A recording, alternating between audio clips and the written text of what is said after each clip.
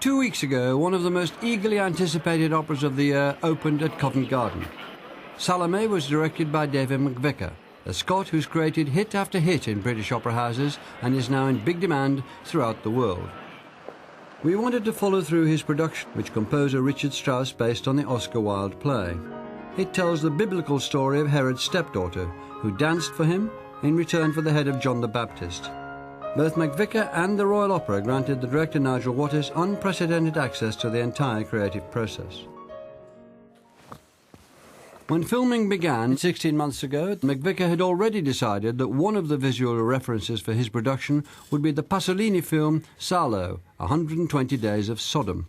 The film sets the Marquis de Sade in fascist Italy and was banned for 25 years for its obscenity. It's this girl, one of these blonde girls in a white dress, who is absolutely innocent, but whose world becomes a world in which hellish behaviour at every level becomes absolute normality. There's something infantile about fascism in what you can do to people because you've taken away all the moral precepts that sort of like bond society together, and you say, no, it's fine, you can do whatever you like to another human being so long as you have the power. I don't think we're interested in saying this is a thing made of persons. We're interested in saying it's this world, which is why I went for all these old Art Deco wallpapers. Which is fine. It's always the kind of delicate pas de deux around someone that you're working with for the first time. So the process that me and Ez are going through right now is not just about designing Salome, it's a lot about getting to know each other as people, as artists, as, you know, collaborators, whatever. So maybe, from the very beginning, a slot of light. Open up as much as you need to see both of them, and maybe they're both right downstage. And we get a glimpse beyond of architecture. You absorbing that for a minute? Mm-hmm. Tell me when you're ready. Yeah, go on. Okay. When I look at the model, my mind is imagining what it's like to stand in it, to work in it. As soon as you have a solution, it kind of starts to dissolve when you think about the physical practicalities of actually telling the story on a stage. I'm worried about this space. Yeah.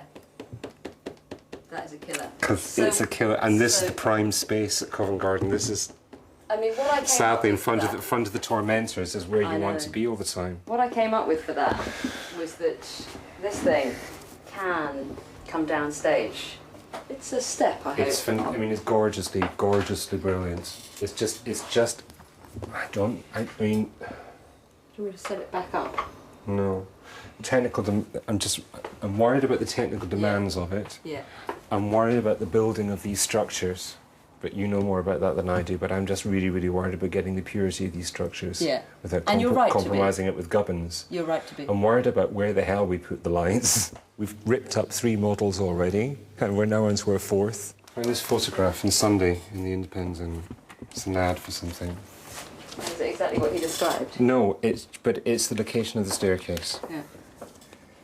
That intrigued me, and it's in his high palazzo.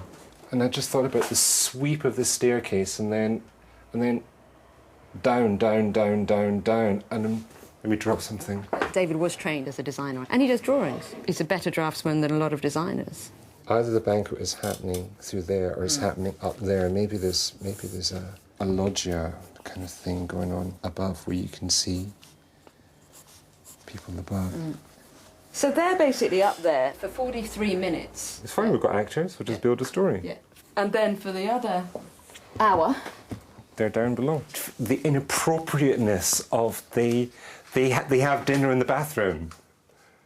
It's that wrong, what he wants to do. It would be so absolutely appalling for the guests when the daughter says, I want you to kill someone.